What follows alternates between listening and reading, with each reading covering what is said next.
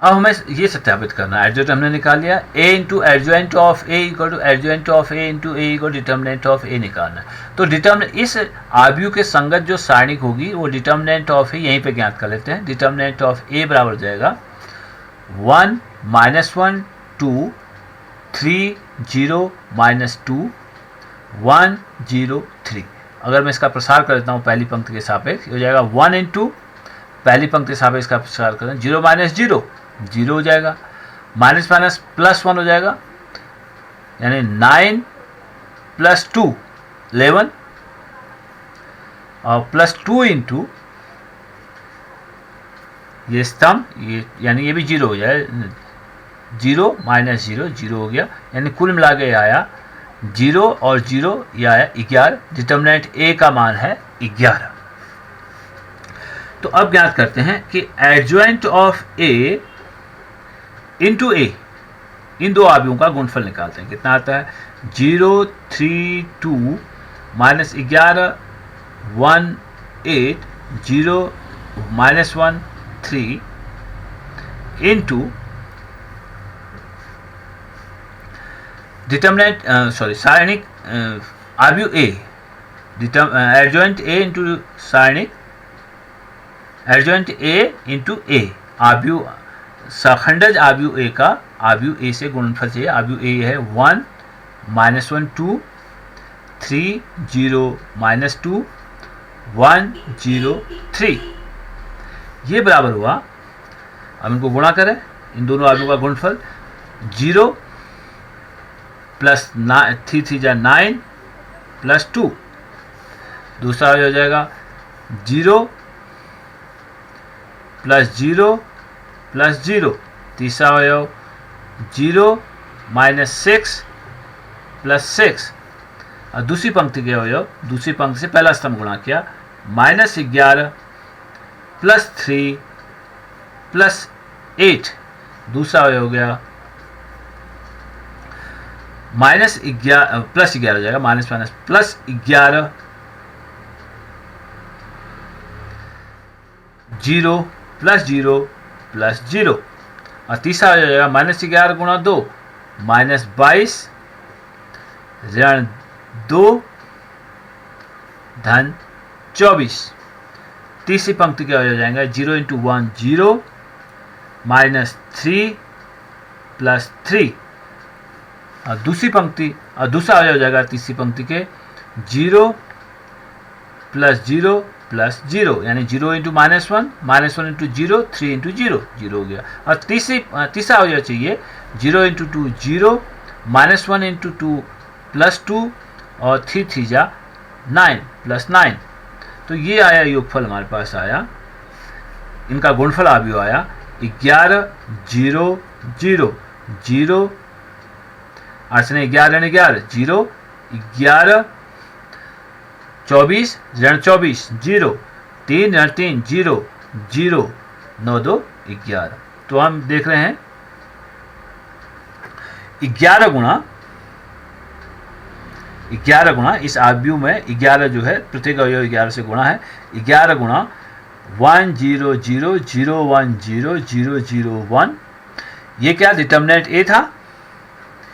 Determinant ए का मान हमने दिखाया था 11 था, तो आया डिटर्मिनेंट ऑफ ए, और ये तत्समक आव्यूह है आई। तो हमने सिद्ध किया A into adjoint of A into आव्यूह ए बराबर डिटर्मिनेंट ए इंटू आई।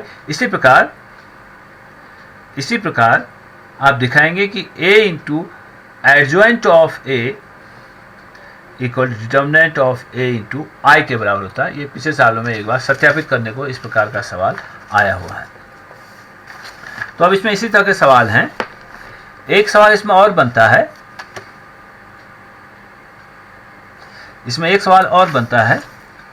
कि किसी आव्यूह का वर्ग ज्ञान, किसी आव्यूह का व्युत्क्रम एक दूसरे तरीके से, जैसे आप सवाल नंबर 13वें को देखिए, इसी अभ्यास का 13वां सवाल है।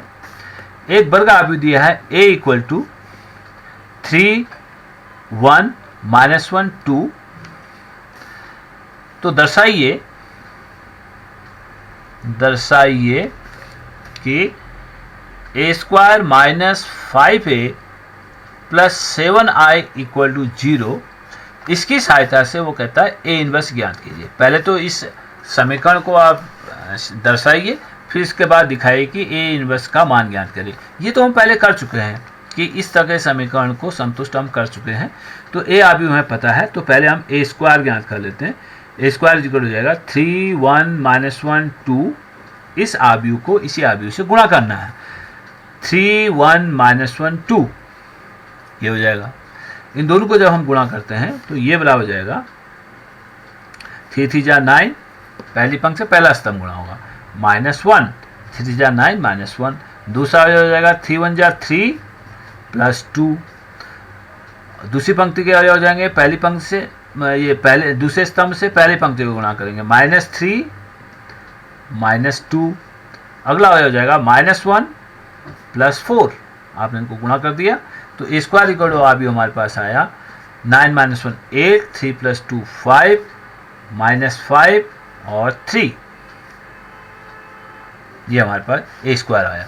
अब हम देखें ए स्क्वायर माइनस LHS देखते हैं इसका, LHS ए स्क्वायर -5a प्लस 7i का मान अगर हम निकालते हैं तो ए स्क्वायर आया 8 5 -5 3 -5 इंटू आव्यूह a 3 1 -1 2 प्लस 7 इंटू i 1 0 0 1 बराबर 8 5 ऋण 5 3 ऋण 5 15 5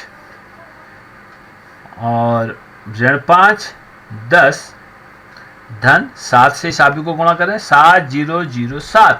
अब धन वालों को एक साथ जोड़ लेते हैं तो जाएगा 8 7 15, 5 ऋण 5 3 धन 7 10 माइनस 15 5 ऋण 5 10। दोनों आव्यूह संगत अवयव समान है। देखिए 15 - 15 5 5 ऋण 5 ऋण 5 और 10 ऋण 10, ये शून्य आव्यूह हो जाएगा, ये आव्यूह शून्य आया।